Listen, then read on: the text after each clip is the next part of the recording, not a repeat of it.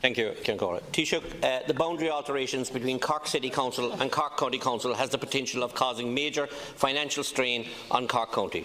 Reports after reports were presented to the public over the past number of years trying to sell this plan, and when I and others read them closer, it was obvious it had the potential to have catastrophic consequences for West Cork and the whole of Cork County. I immediately called on my colleagues last year, the Rural Independent Group, to table a motion in the Dáil against this being implemented, and in spite of getting support from deputies from Kerry, Tipperary, Clare, Galway and Dublin, I got no support from any Dáil deputy from Cork. Fine Gael deputies, Fianna Fáil deputies, Sinn Féin, Independent Alliance all voted this motion down as leaders and deputy leaders cracked the whip and forced many to turn their backs on their own constituency for a promised compensation package that we were told would be put in place for 10 years for the county.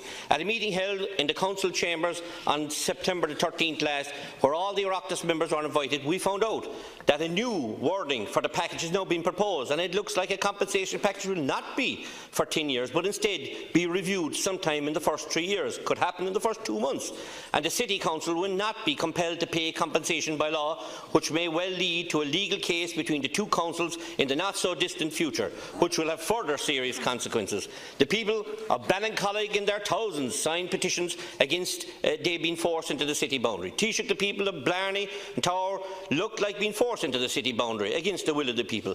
The people of West Cork, where I have seen 7 businesses close in the past few weeks, are totally against the plan, but all kinds of democracy has been kicked out the window so they can force this plan down the throats of the people. The County Council voted unanimously against this happening, but again, this extension of the city boundary in Cork is being railroaded ahead, even that every politician who is honest in Cork knows how rural communities in County Cork are going to see a major loss in commercial rates, development charges and property tax.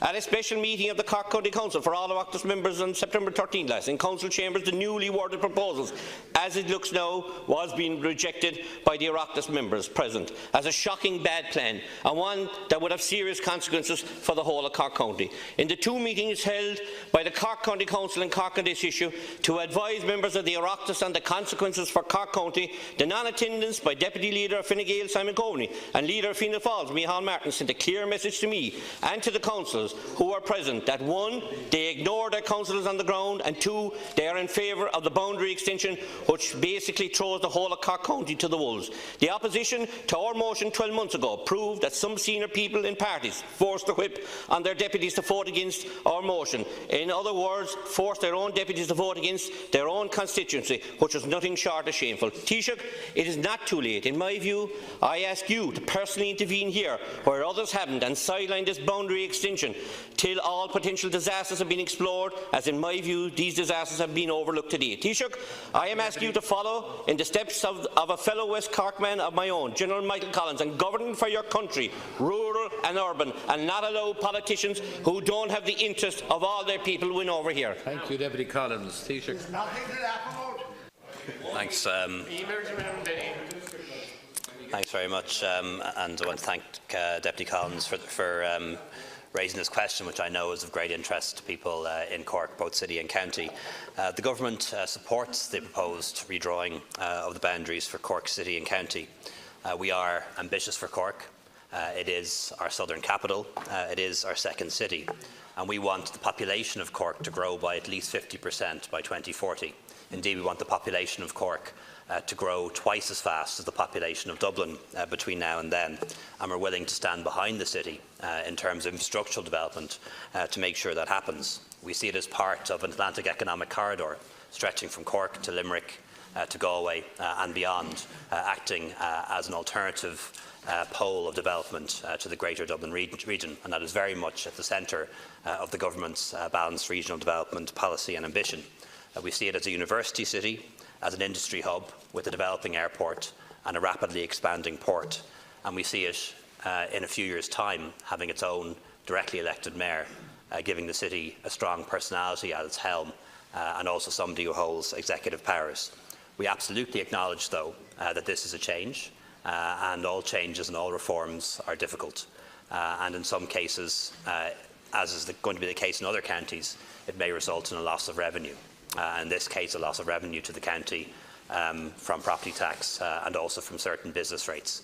So there will be a compensation package, compensation package is necessary to make sure that the county area doesn't lose out, that we still continue to be able to invest in the many large towns, small towns and villages throughout the county of Cork. And that will be worked out. It will be worked out between the two councils and be worked out with the Minister. And I have every confidence that will happen. Collins. Thank you, Taoiseach. You don't seem to grasp the consequences, in my view, for the county of Cork on this issue. Taoiseach, can you tell me the amount of revenue that is going to be lost to Cork County in the next 5 to 10 years if this plan is implemented? Can you tell me what services will be lost in Cork County if this plan is implemented?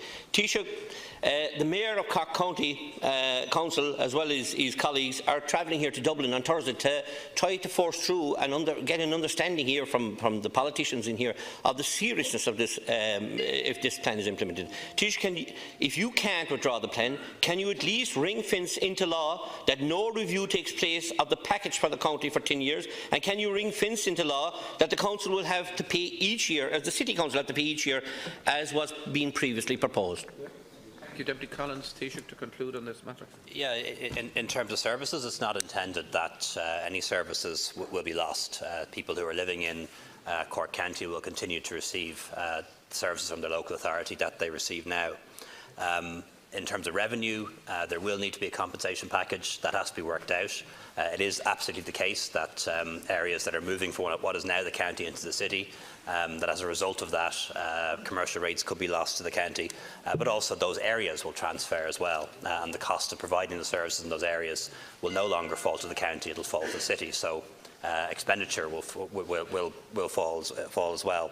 But as I say, as has been the case when this was done in Limerick, and it was done very successfully in Limerick, as will be the case when a similar process follows in Galway, there will be a compensation package, and that will be done to make sure that this transition can happen seamlessly and that services and the financial stability of the county are protected.